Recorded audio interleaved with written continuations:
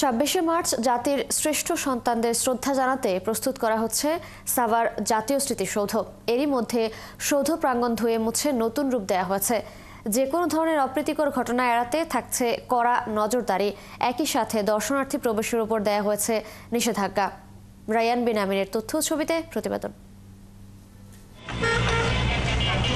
মহান স্বাধীনতা দিবসে দেশের সর্বস্তরের মানুষের শ্রদ্ধা আর ভালোবাসায় সিক্ত হবেন দেশের জন্য জীবন উৎসর্গকারী বীর সেনারা। লিলি হালাল বিউটি সোপ, বিএসটিআই কর্তৃক সনদপ্রাপ্ত দেশের প্রথম হালাল বিউটি সোপ। দীপ্তিময় উজ্জ্বল ত্বকের জন্য।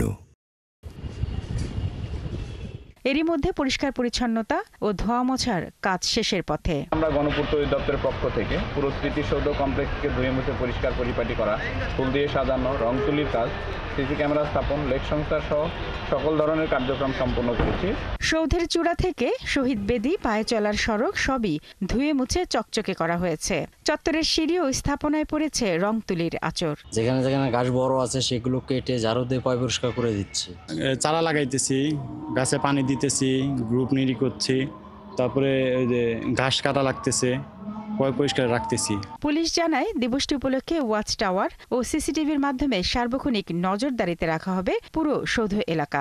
পাশাপাশি সাদা পোশাকে থাকবে গোয়েন্দা নজরদারি। সাভারের আমিন বাজার থেকে শুরু করে এদিকে বাইপাইল আর ওইদিকে ধামরাইয়ের সীমানা পর্যন্ত সব দিকে আমাদের নিরাপত্তা বেলায় বস্ট্যান্ডে থাকবে। এছাড়া আমাদের গোয়েন্দা বাহিনী থাকবে, ডিবি থাকবে। এছাড়া আমাদের যারা স্মৃতিসৌধের ভেতরের এবং বলাই এবং বাহিরের বলাই, অর্থাৎ দুই ওয়ালকে কেন্দ্র করে যা প্রয়োজন সেটা থাকবে। ভোরের প্রথম প্রহরে রাষ্ট্রপতি, প্রধান উপদেষ্টা ও অন্যান্য উপদেষ্টারা শ্রদ্ধা জানানোর পরই সাধারণ মানুষের জন্য খুলে দেওয়া হবে জাতীয় স্মৃতিসৌধ। শারমিন স্বপ্না, ৭১।